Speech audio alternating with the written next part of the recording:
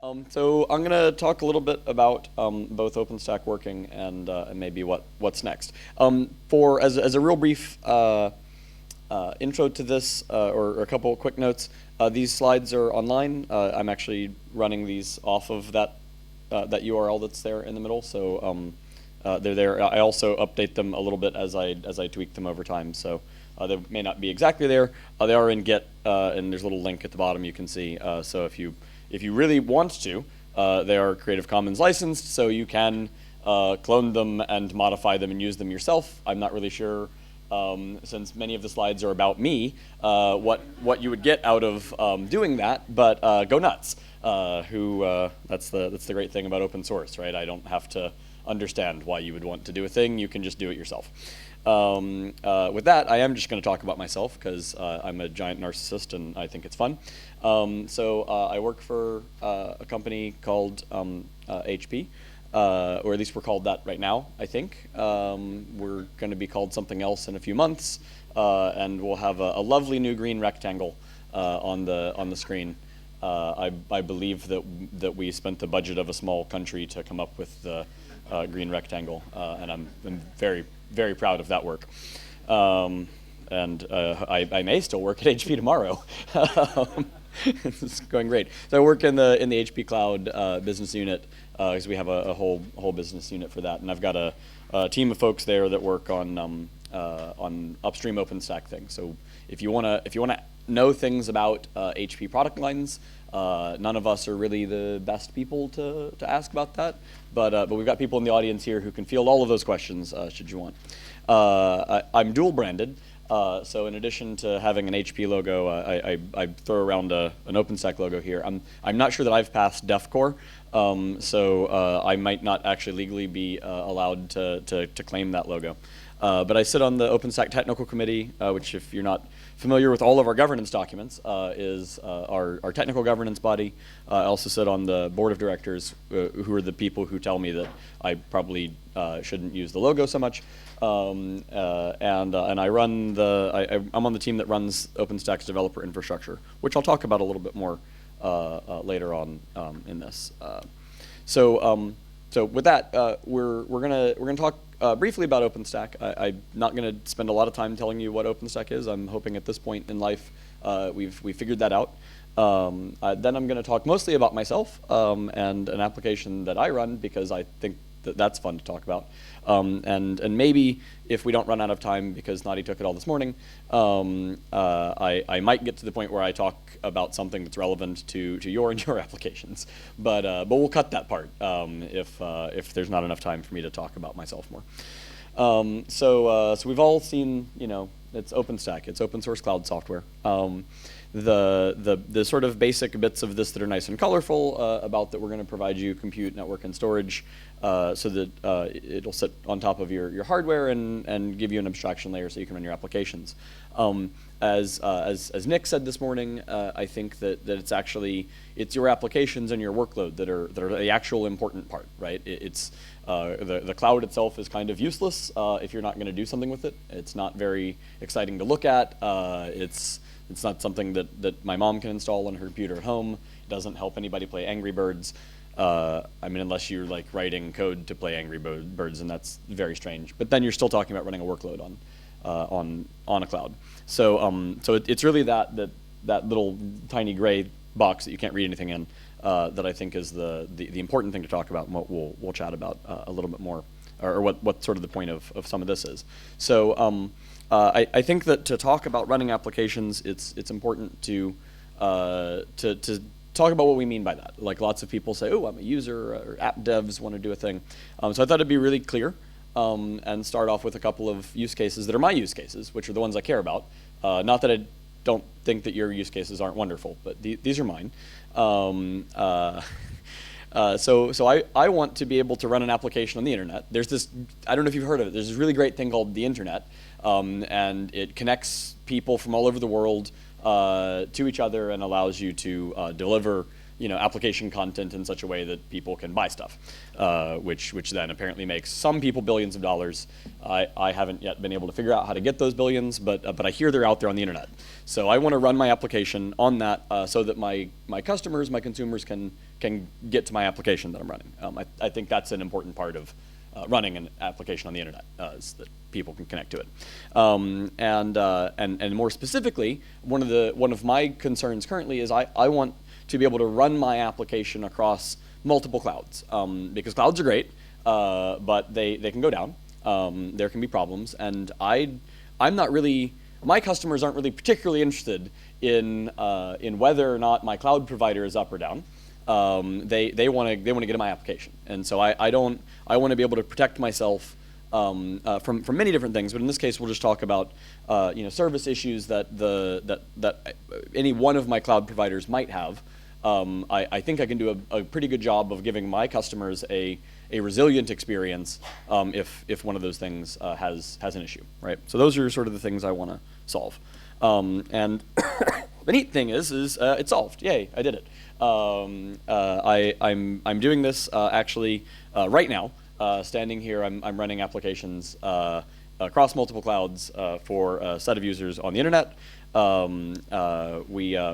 This is a graph of our dynamic node provisioning software and its stuff.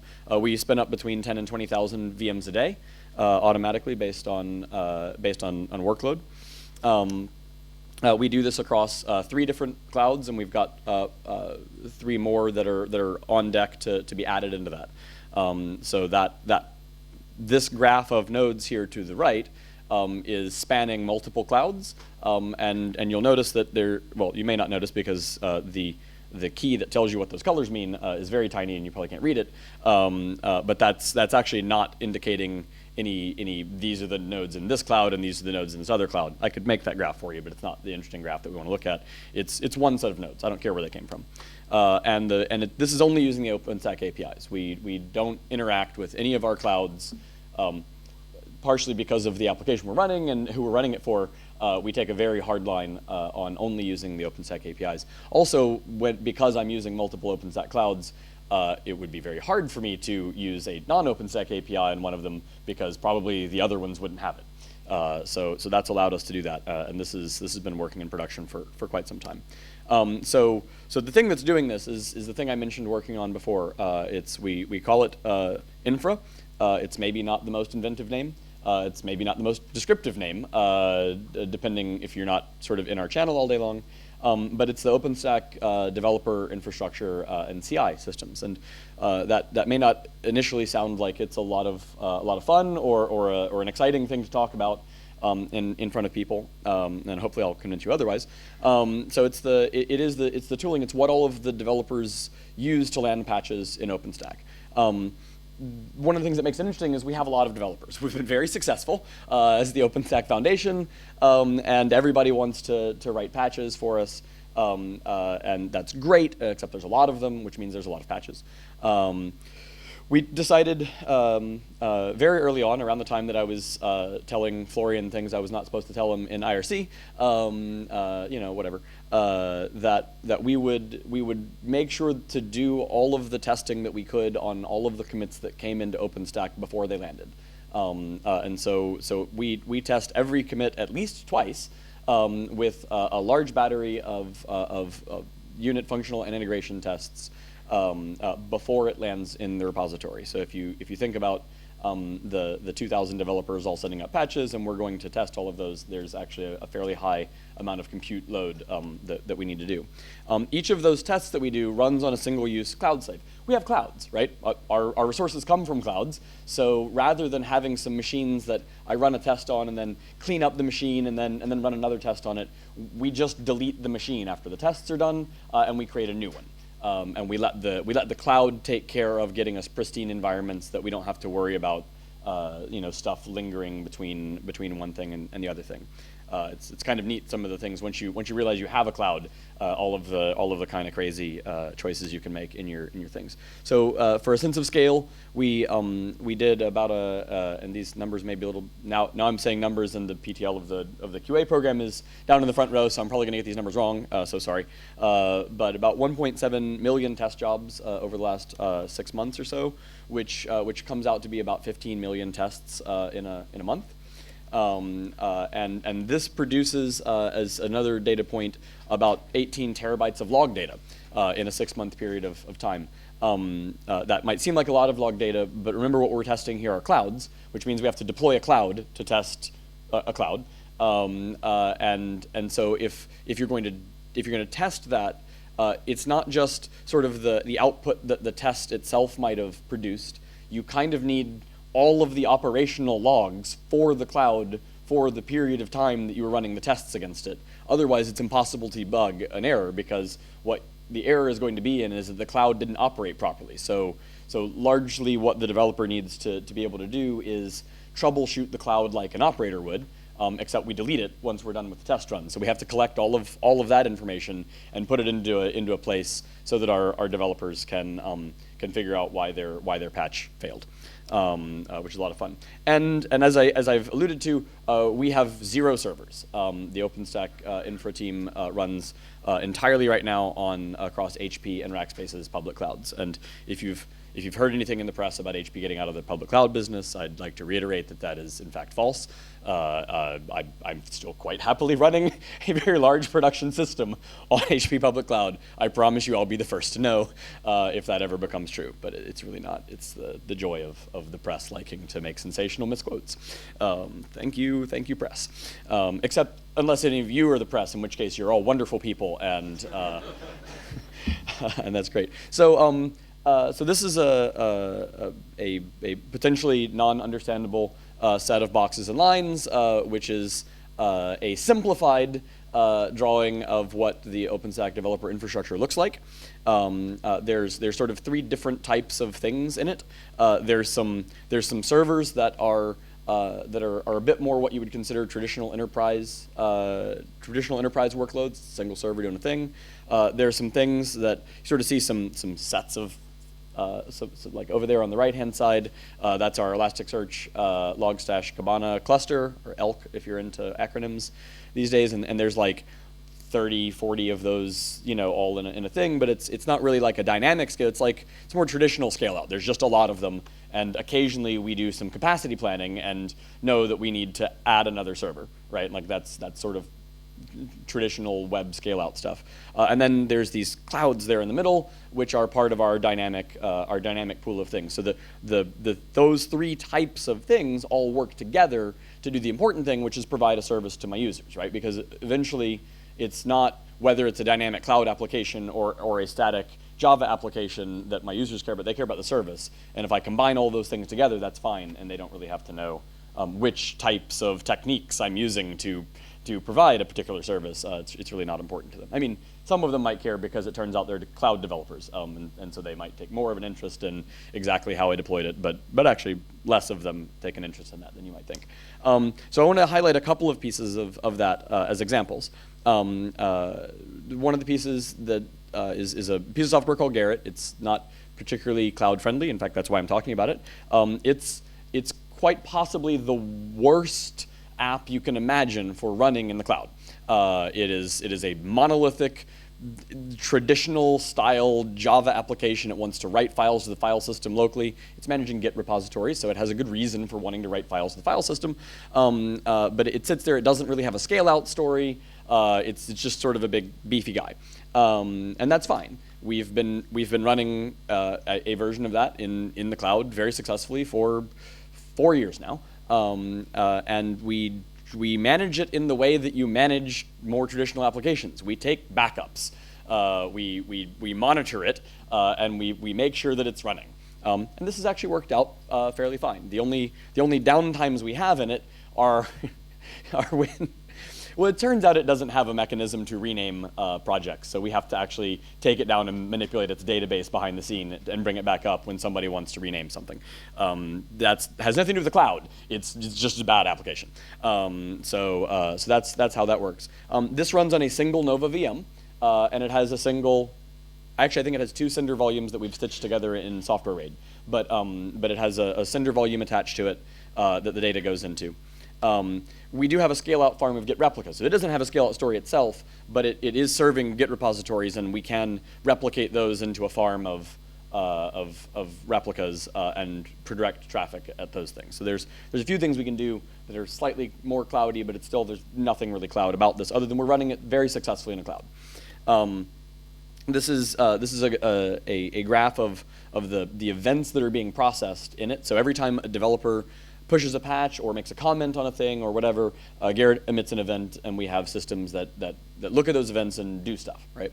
The numbers here aren't particularly interesting in and of themselves as much as the shape. This is, you can see the US is awake, and then it's nighttime in the US, and then the US wakes up again, is what those lines are. So, but this is also, traffic graphs for your applications, right? You have user bases, they're in places, they're going to be online or offline at different points in time.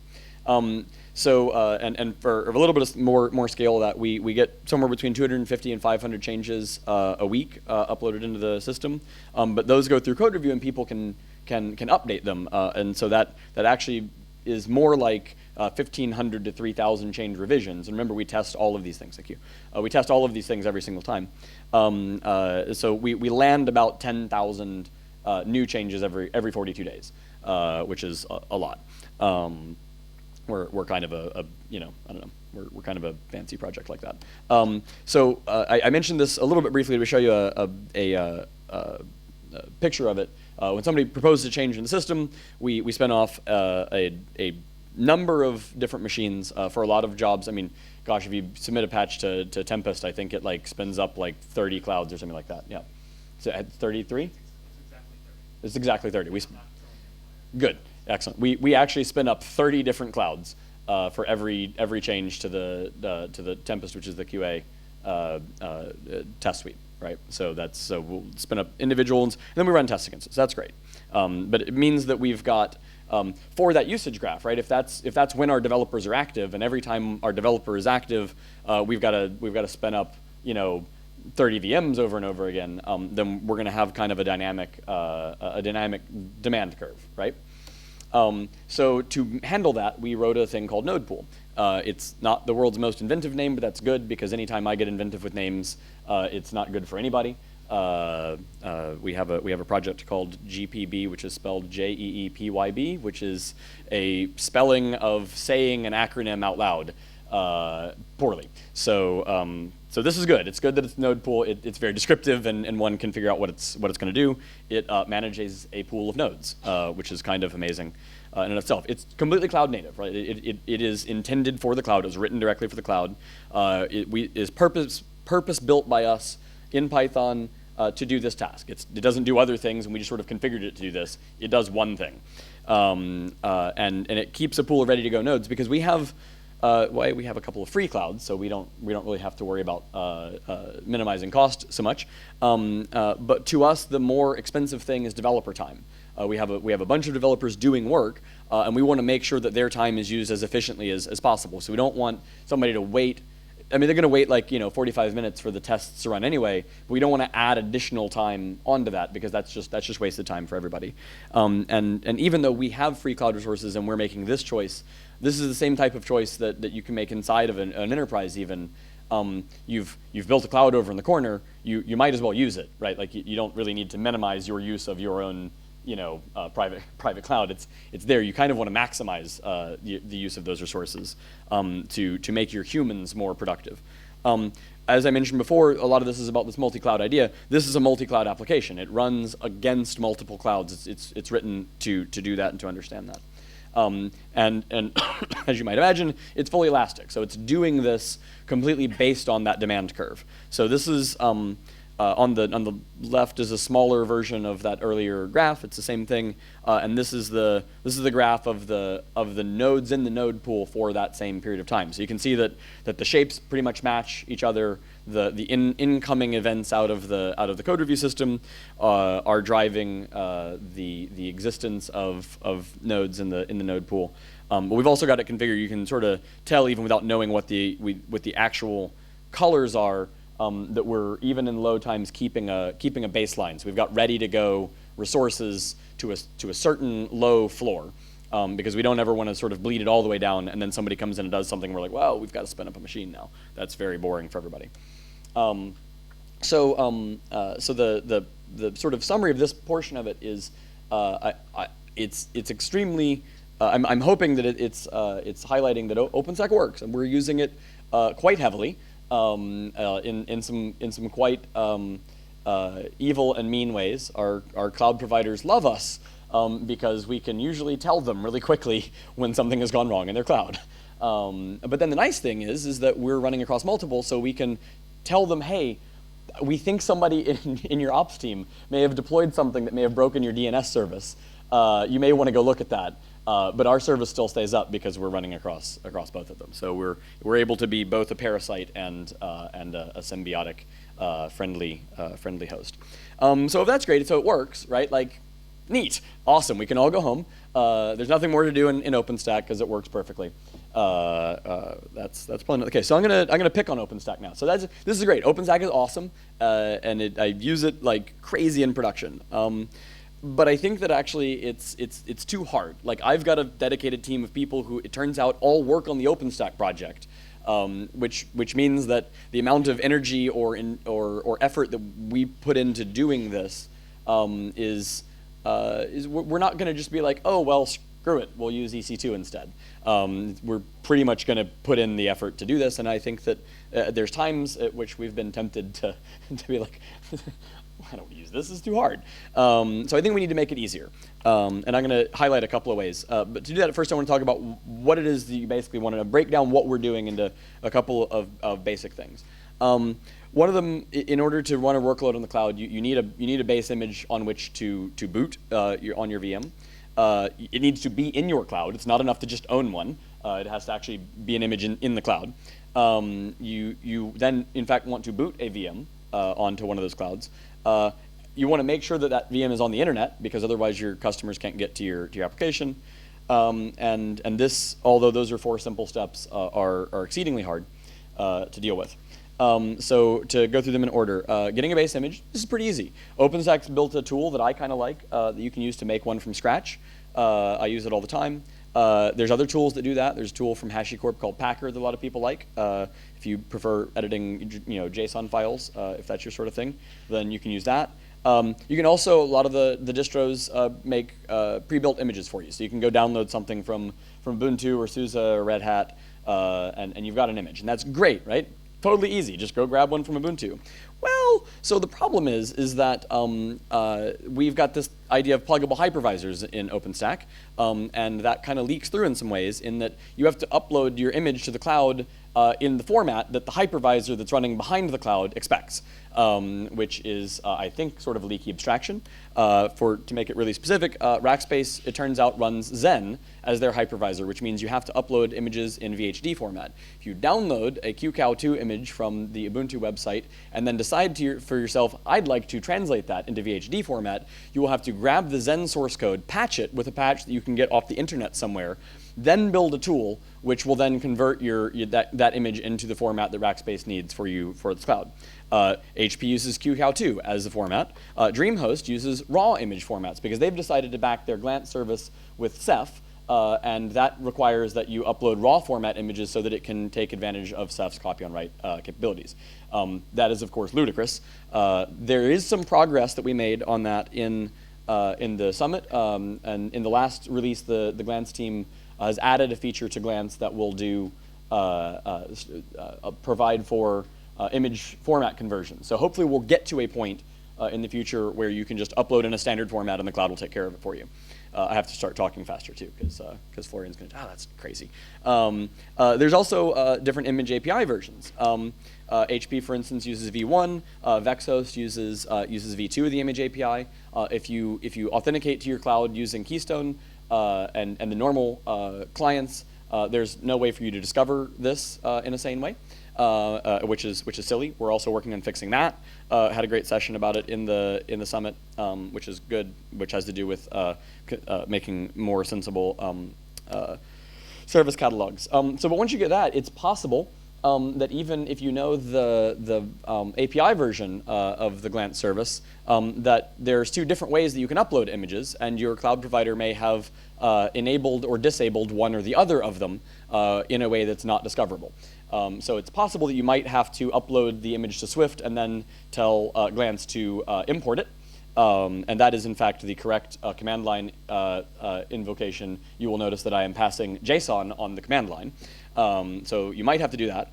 Or you might just be able to say, here's a file name, please upload it. And you sort of have to know that. And I can tell you which clouds do which, but I'm going to try not to pick on individual people too much.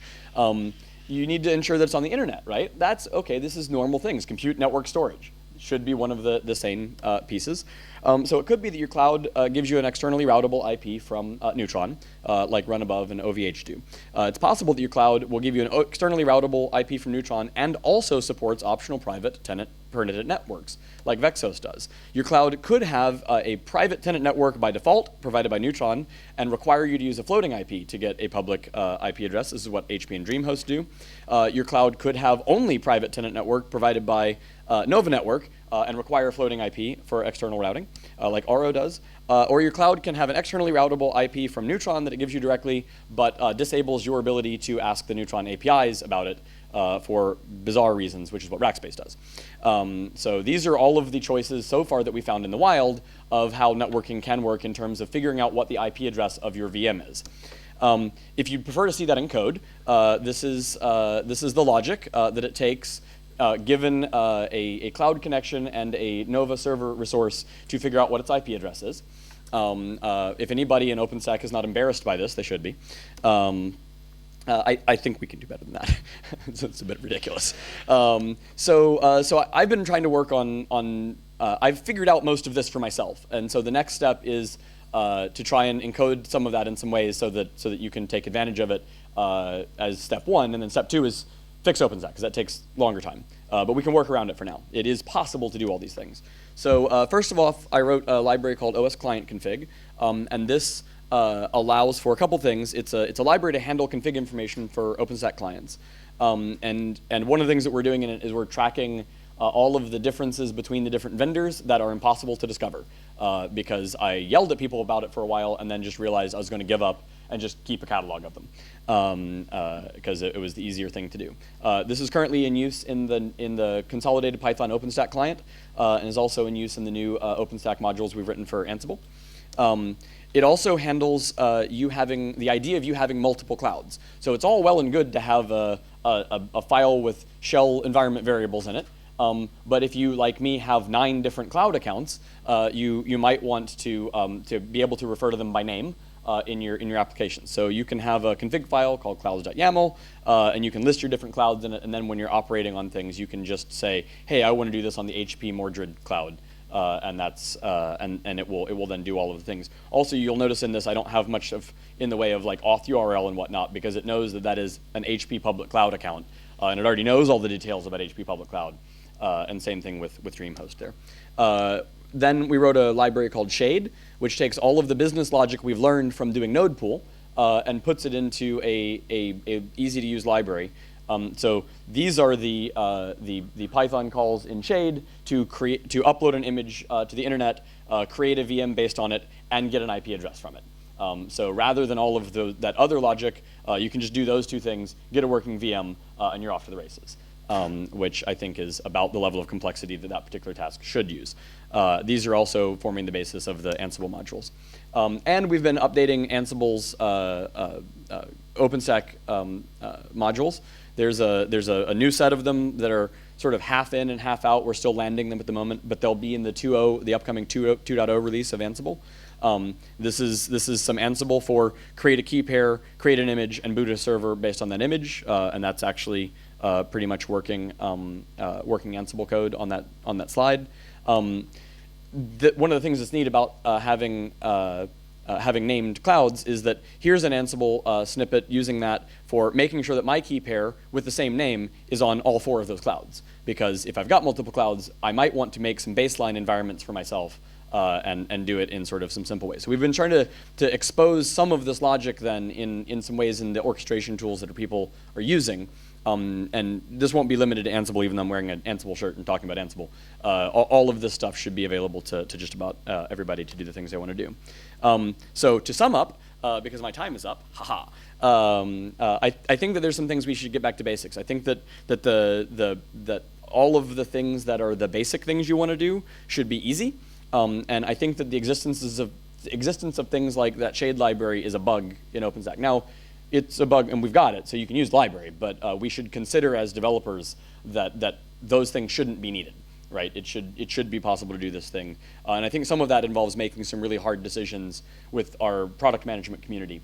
And saying, yeah, it's great that you want choice and deployment capability, but that stuff shouldn't be leaking out through the API, and it shouldn't hinder people's ability to write portable cloud applications. Because it turns out that it is possible unless things are crazy. So thank you very much, and I think I'm only over time by a minute or so.